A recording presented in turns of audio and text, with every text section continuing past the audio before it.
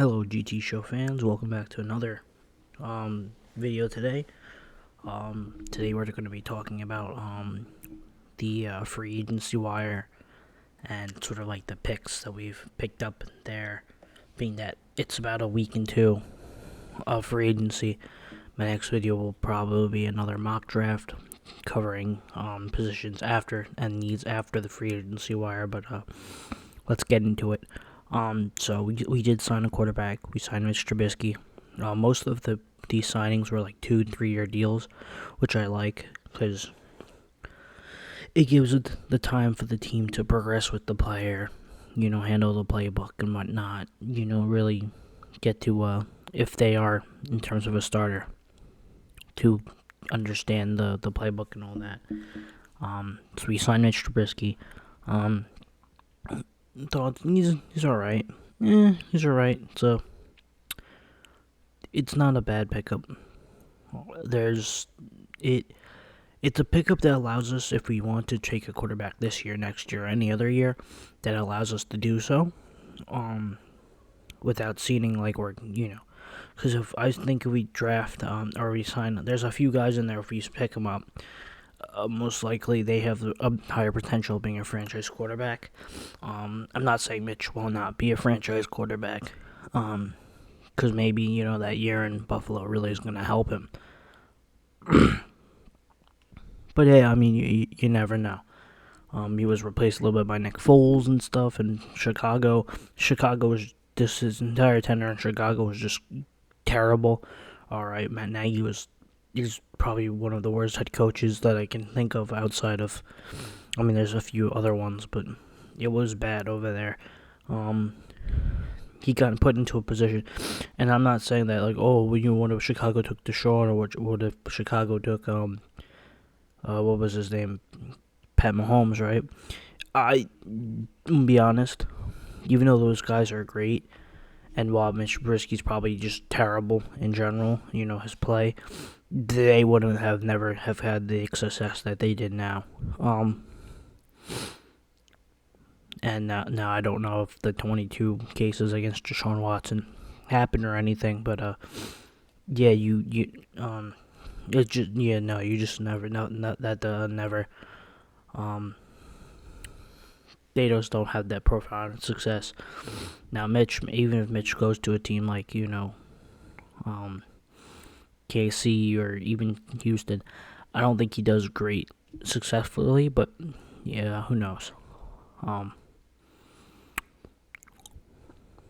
That being said, our next pickup is center Mason Cole. He's good depth, could start a game or two. He probably end up being the starter, because I can't see us drafting a center. Well, maybe they'll draft a center, but he's likely going to be likely our O-line is going to be,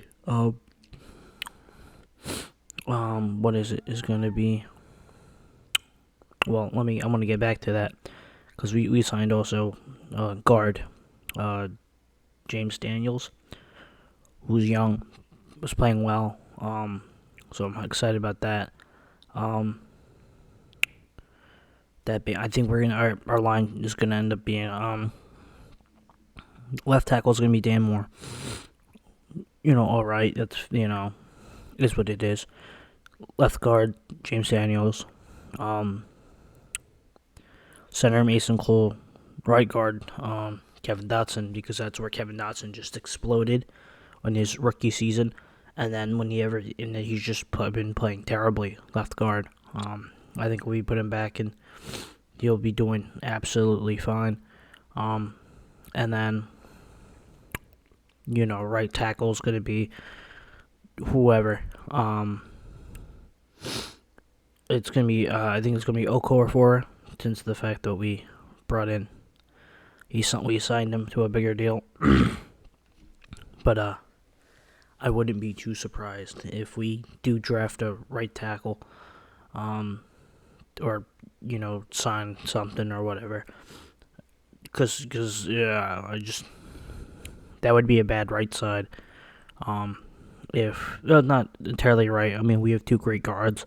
Kevin Dotson's great, so I'm not gonna say anything. But the that right tackle spot's gonna be a little iffy if Okorafor is the one starting most of those games. I'm not saying he's not he's more of a backup guy.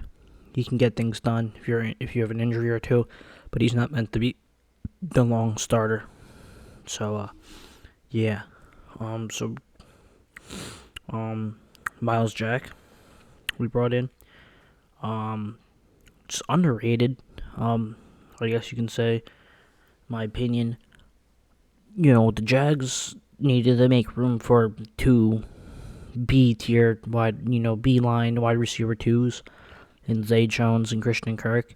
So they're like, what's our defensive soul. Then again, I think that's Doug Pearson, who's just saying he wants to focus on offense right now. Because that's how you win games. I mean, he's not wrong. That's how you make it to the playoffs. Offense is good during the postseason. Offense is good during the regular season. Defense is good during the postseason. That's why you want to have a mix of both.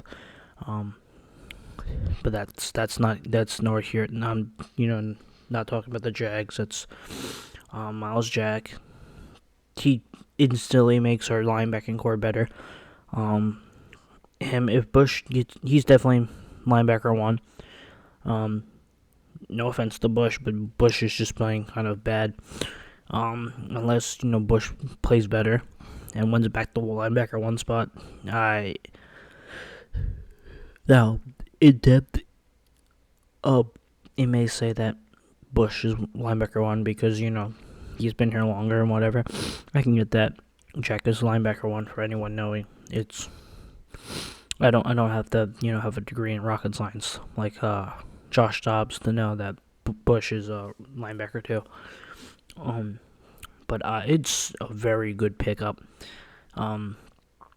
Very solid. It helps. And then we picked up cornerback, Levi Wallace, who he played a lot of snaps this year in Buffalo. He was a teammate of Minka, so he got some chemistry there. There's now rumors of Tyrann Mathieu. If he comes here, that secondary is just going to become on fire. It's going to be one of the most elite secondaries in the entire league.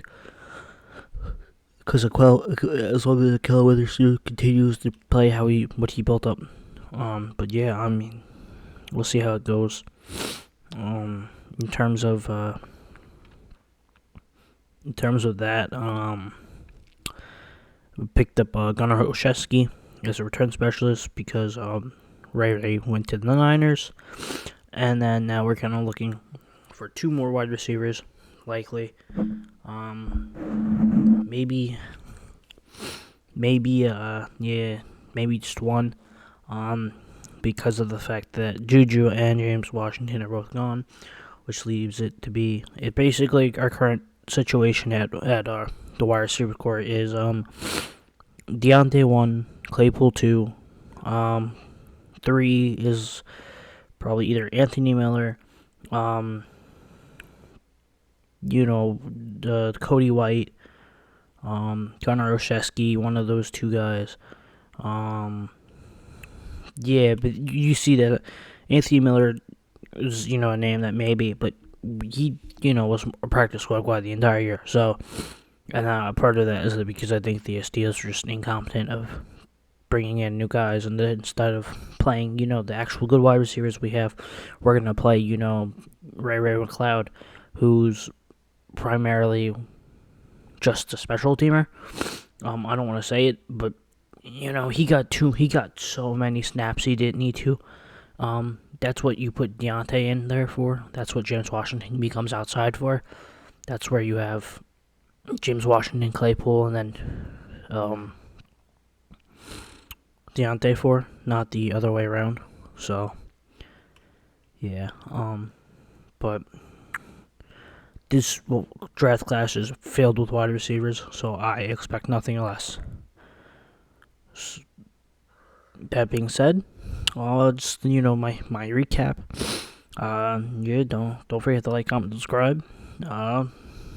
I'm gonna try to make my videos. There's a lot of, we're doing what we can. Um, it's there was no point to there was no my brain kind of just farted. Anywho, yeah, this is GT saluting off.